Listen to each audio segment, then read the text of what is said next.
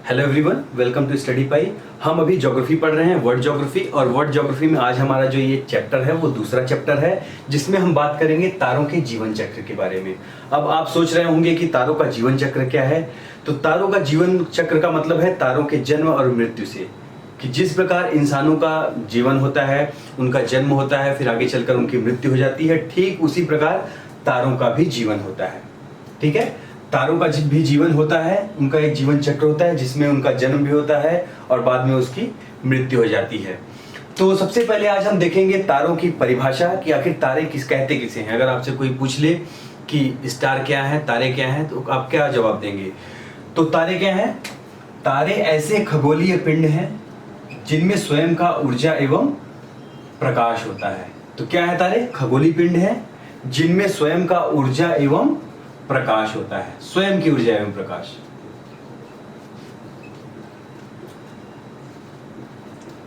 स्वयं की ऊर्जा और प्रकाश होती है। ठीक है, अब ये हो गया कि तारे होते क्या हैं। अब आपने देखा होगा कि तारे हमेशा टिमटिमाते रहते हैं, इनमें प्रकाश होता है, इनमें ऊर्जा होती है। आखिर ये ऊर्जा आती कहां से है? कहां से आती है ये ऊर्जा? तो तारों की जो ऊर्जा है वो उनको प्राप्त होती है नाभिकीय संलयन द्वारा। नाभिकीय संलयन द्वारा। ठीक है, तो तारों की ऊर्जा का स्रोत क्या है? तारों की ऊर्जा का स्रोत है नाभिकीय संलयन। अब ये नाभिकीय संलयन क्या होता है? नाभिकीय संलयन देखिए, जब आप हाइड्रोजन, आपको पता होगा हाइड्रोजन, ठीक है, जब हाइड्रोजन के 4 नाभिक, ठीक है, हाइड्रोजन के कितने नाभिक? 4 नाभिक। ठीक है, ये हाइड्रोजन हो गया। तो हाइड्रोजन के 4 नाभिक जब मिलकर, मतलब चारों नाभिक जब मिलके एक हीलियम के नाभिक का निर्माण करते हैं, तो ये क्या होता है? इस प्रक्रिया को कहा जाता है नाभिकीय संलयन। यानी 4 हाइड्रोजन के नाभिक मिलके एक हीलियम के नाभिक का निर्माण करते हैं, तो उसको कहा जाता है नाभिकीय संलयन। और नाभिकीय संलयन में जो ये हाइड्रोजन होता है, ये तारों के ईंधन के रूप में काम करता है। तो अगर ये प्रश्न आए आप लोगों को कि तारों का ईंधन किसे कहा जाता है, तो तारों का ईंधन कहा जाता है हाइड्रोजन को। ठीक है, अब आगे देखते हैं, इसको मिटा लेते हैं।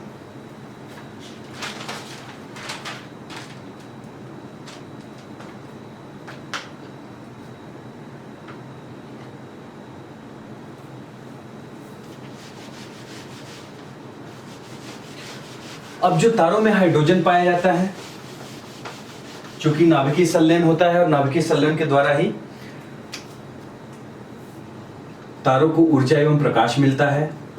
ठीक है, तो हाइड्रोजन क्या होता है? कन्वर्ट हो जाता है हीलियम में, और उससे नाभिकीय संलयन की वजह से तारों को ऊष्मा एवं प्रकाश मिलता है। आपने नाभिकीय संलयन का एक एग्जांपल हाइड्रोजन बम भी देखा होगा। ठीक है, तो हाइड्रोजन बम जो है वो किस प्रक्रिया के द्वारा तैयार होता है? वो भी नाभिकीय संलयन की प्रक्रिया के द्वारा तैयार होता है। तो देखिए, जो हाइड्रोजन है, चूंकि ये तारों का ईंधन कहा जाता है, तो हाइड्रोजन की अगर हम बात करें तो हाइड्रोजन की ईंधन के रूप में एक निश्चित अवधि होती है। निश्चित अवधि होती है। अभी हम बात कर रहे थे, जब हम डेफिनेशन बता रहे थे उसके पहले हमने बात किया था कि तारों की एक निश्चित अवधि होती है। यानी जिस प्रकार इंसानों का जीवन होता है, उसके बाद उनकी मृत्यु होती है, उसी प्रकार तारों की भी मृत्यु होती है। और तारों की मृत्यु क्यों होती है? क्योंकि हाइड्रोजन की आगे चल के समाप्ति हो जाती है। ठीक है, हाइड्रोजन की आगे चल के समाप्ति हो जाती है। अगर हम बड़े तारों की बात करें तो बड़े तारों में हाइड्रोजन जल्दी समाप्त होता है, लेकिन अगर वही छोटे तारे हैं तो हाइड्रोजन देर में समाप्त होता है। बड़े तारों में हाइड्रोजन क्यों समाप्त जल्दी होता है? क्योंकि बड़े तारे जो होते हैं वो नाभिकीय संलयन की प्रक्रिया ज्यादा तेजी से करते हैं। जिस प्रकार कोई बड़ा आदमी रहे, उसको आप भोजन देंगे तो जल्दी खा लेगा, ज्यादा भोजन करेगा, और जो छोटा बच्चा रहेगा वो भोजन को देर से करेगा, मतलब थोड़ी देर से खाएगा और कम भोजन करेगा। उसी प्रकार तारे भी क्या करते हैं? हाइड्रोजन के द्वारा जब नाभिकीय संलयन होता है, हाइड्रोजन कन्वर्ट होता है हीलियम में, तो बड़े तारे उसको जल्दी करते हैं। इसीलिए बड़े तारों की मृत्यु भी जल्दी होती है। लेकिन जो छोटे तारे होते हैं वो थोड़ा ज्यादा देर तक टिकते हैं। ठीक है, तो ये हो गया। अब इसको मिटा के हम आगे देखते हैं।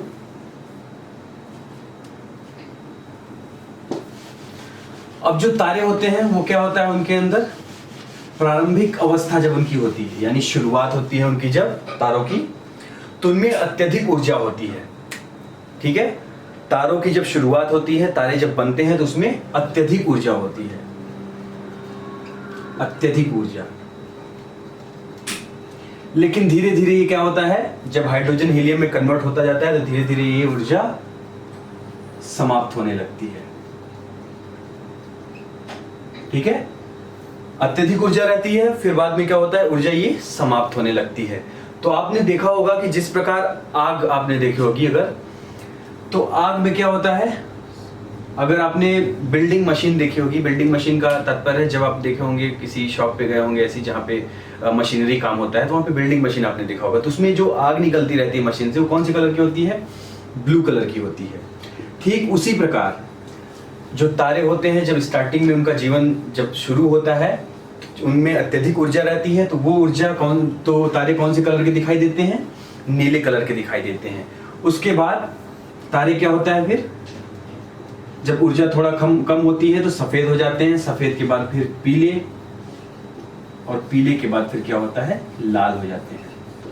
यानी इनकी ऊर्जा पूरी तरह से समाप्त हो जाती है, और लाल तारा होने के बाद ही क्या होती है, तारों की डेथ हो जाती है, तारों का अंत हो जाता है। ठीक है, और जो लाल तारे रहते हैं इनको क्या कहा जाता है, रेड जायंट। ठीक है, इन लाल तारों को क्या कहा जाता है, रेड जायंट कहा जाता है। और जो तारे होते हैं हमने आपको बताया पहले नीले दिखते हैं, फिर सफेद, फिर पीले और लाल। ऐसा क्यों होता है, क्योंकि क्रमशः उनमें प्रकाश धीरे धीरे कम होता जाता है। जैसे जैसे हाइड्रोजन की मात्रा कम होती जाती है, नाभिकीय संलयन कम होता जाता है, उसी प्रकार तारे नीले से फिर सफेद, सफेद से पीले और फिर लाल हो जाते हैं। ठीक है, और जो लाल तारा होता है उसको क्या बोला जाता है, उसको बोला जाता है रेड जायंट। इतनी चीजें आप लोगों को समझ में आ गई। अब आगे देखते हैं।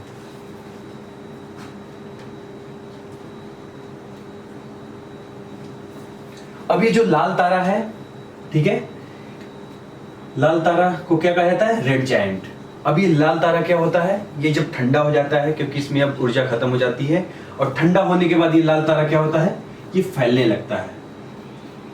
ठीक है, इसमें फैलाव उत्पन्न होता है, क्योंकि ये ठंडा हो गया, और ठंडा होने के बाद क्या होता है, इसमें फैलाव उत्पन्न हो जाता है। और जब फैलाव उत्पन्न हो जाता है इसमें एक विस्फोट हो जाता है, इस तारे में एक विस्फोट हो जाता है, जिस विस्फोट को कहा जाता है सुपरनोवा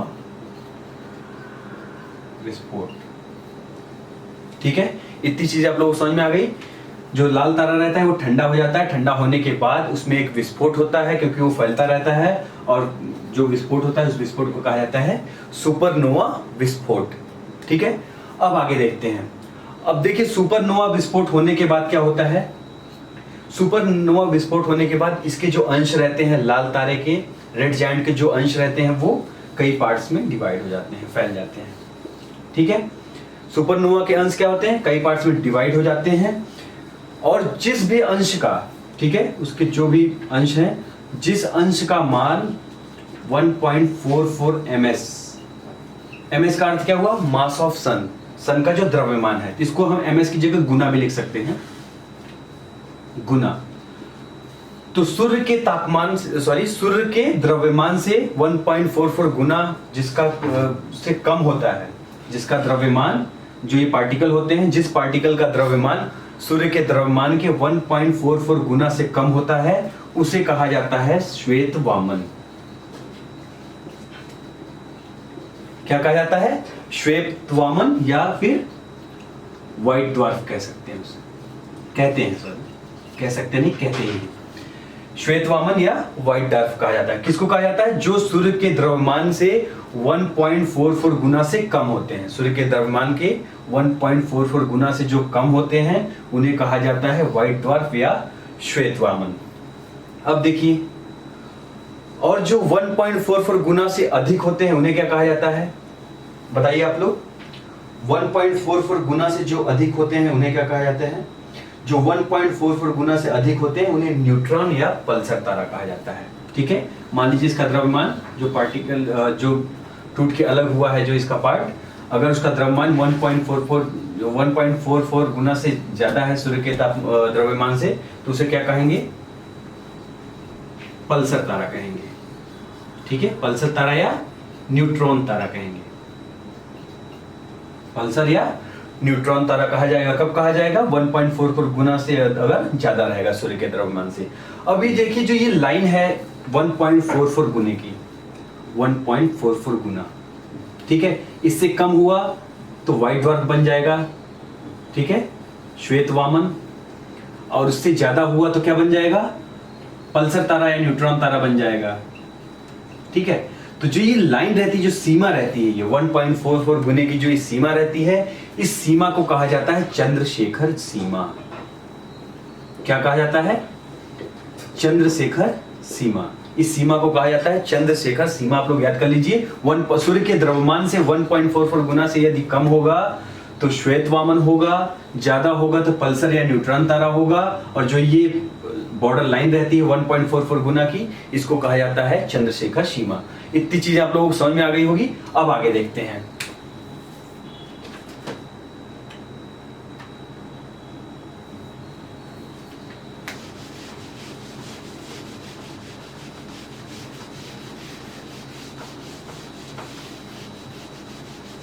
अब जो ये न्यूट्रॉन तारा है, ठीक है, न्यूट्रॉन तारा जो है ये क्या होता है? ये आगे चल के क्या होता है? इसका द्रव्यमान क्योंकि बहुत ज्यादा होता है, सूर्य के द्रव्यमान से 1.44 गुना ज्यादा होता है, और द्रव्यमान ज्यादा होने की वजह से ये सिकुड़ता चला जाता है। ठीक है, द्रव्यमान जब बहुत ज्यादा हो जाता है तो क्या हो जाता है? ये सिकुड़ता चला जाता है, और सिकुड़ने की वजह से क्या होता है? ये जो अपनी पूरी शक्ति है, ठीक है, पूरी जो उसकी शक्ति है उसको एक केंद्र में स्थापित कर देता है। ठीक है, एक न्यूक्लियस में, एक केंद्र में इसको स्थापित कर देता है। एक बिंदु पर इसको, पूरे द्रव्यमान और घनत्व को एक बिंदु पे ठहरा देता है। और घनत्व तो अत्यधिक होता है, क्योंकि अब जब एक बिंदु पे पूरा घनत्व इसका संकुचित हो जाएगा, एक जगह पे हो जाएगा, तो क्या होगा? उससे गुरुत्वाकर्षण भी उससे बढ़ता जाता है। और जब गुरुत्वाकर्षण बढ़ जाता है तो इसका जो घनत्व है, गुरुत्वाकर्षण बढ़ने की वजह से,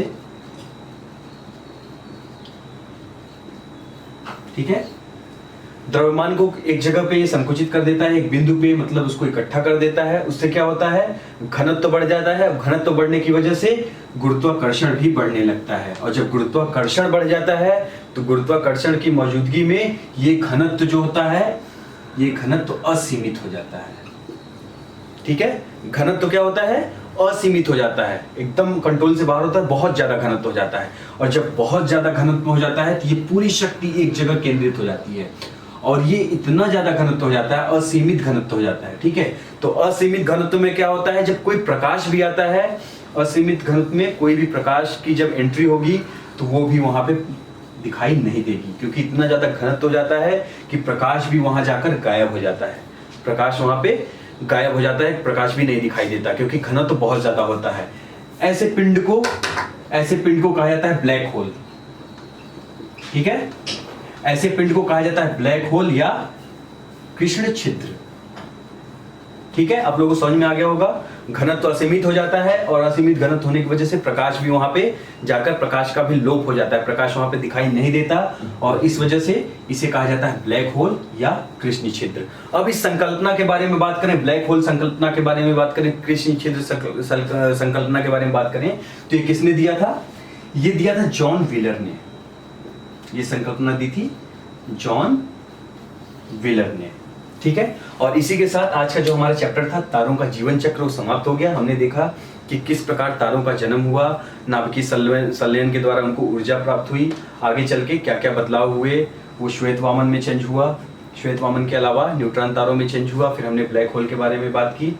तो लगभग सारी चीजें तारों के बारे में कंप्लीट हो गई, और तारों का जीवन चक्र हमने पूरा कंप्लीट पढ़ लिया। अब हम मिलेंगे अपने वर्ल्ड ज्योग्राफी के नेक्स्ट चैप्टर में। तब तक के लिए thank you very much, all the best. अगर वीडियो अच्छा लगा हो तो इसको लाइक करें और अपने दोस्तों के साथ शेयर अवश्य करें।